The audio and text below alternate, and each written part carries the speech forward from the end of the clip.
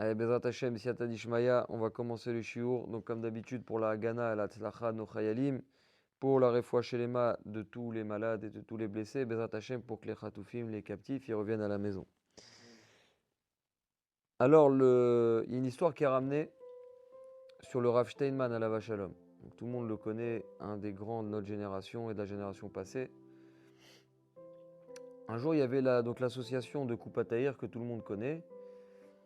Il voulait s'occuper et aider un avrer.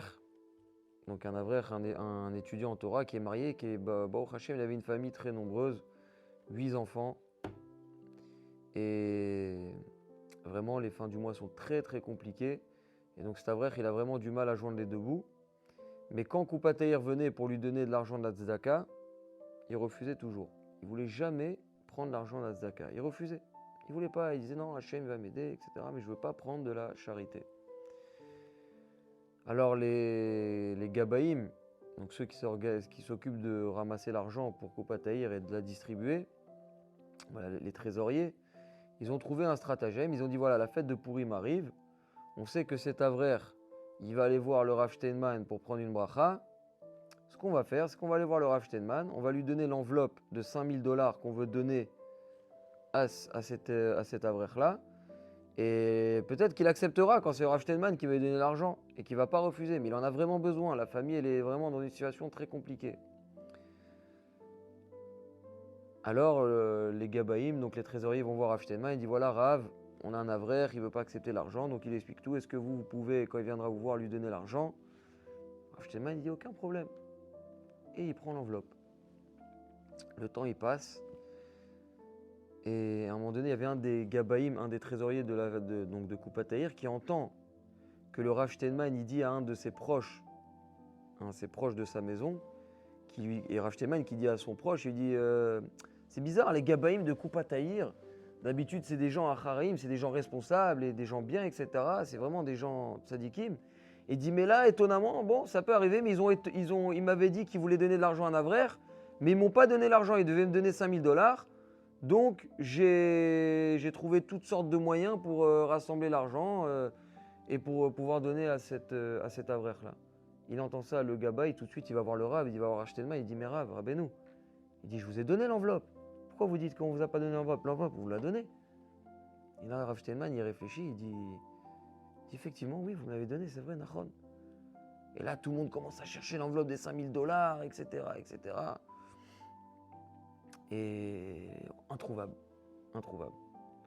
Maintenant, est-ce que Rav Steinman, al pi halacha, il doit les rembourser? Alors non, les Gabaïm, ils disent à Rav Steinman, il dit mais Rav, vous inquiétez pas, vous n'êtes pas tour al pi halacha.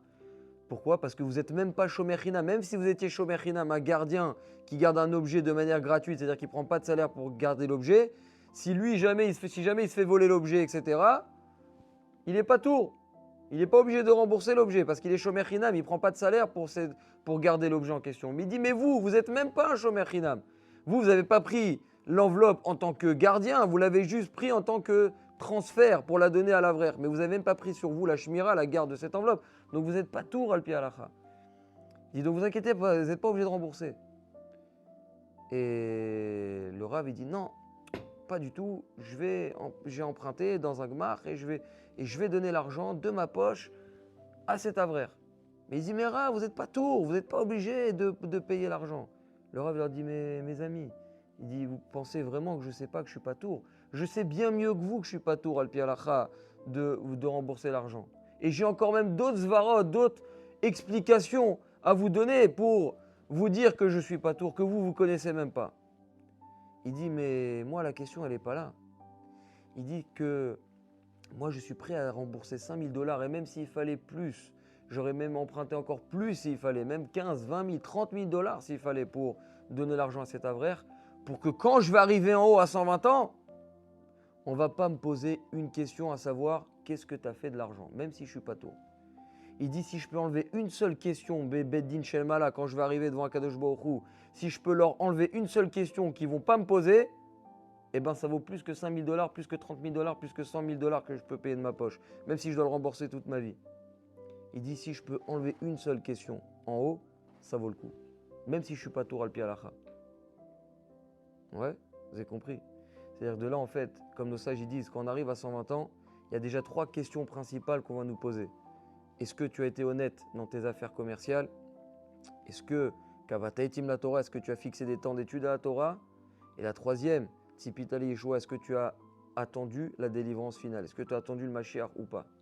Ça, c'est 3 questions qu'on va nous poser, principales. C'est déjà les 3 premières qu'on nous pose. Mais vous avez bien compris qu'il n'y a pas que ça. C'est qu'on va dire, est-ce que tu as fait Shabbat? Est-ce que tu as fait Nida? Tu as respecté ta Mishpacha? Est-ce que tu as mangé Kasher? Il y a beaucoup de questions qu'on va nous poser.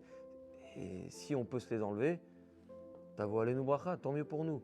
C'est une bénédiction qu'on ait le moins de Sheelot possible quand on arrivera à Bezrat Hashem à 120 ans. Et Rav Steinman était prêt à payer des dizaines de milliers de dollars s'il fallait pour enlever une seule question de Bedin Shelmala.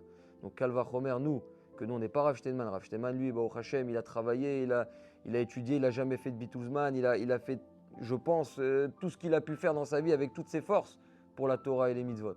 Alors nous, Bezrat Hashem, à nous de nous renforcer pour enlever Bezrat Hashem le maximum de questions possibles et d'arriver en haut, Bezrat Hashem, plus ou moins serein, parce que personne n'est serein devant le tribunal céleste, et d'arriver le plus serein possible, et Bezrat Hashem, de partir de ce monde sadikim, Velo Rechaim.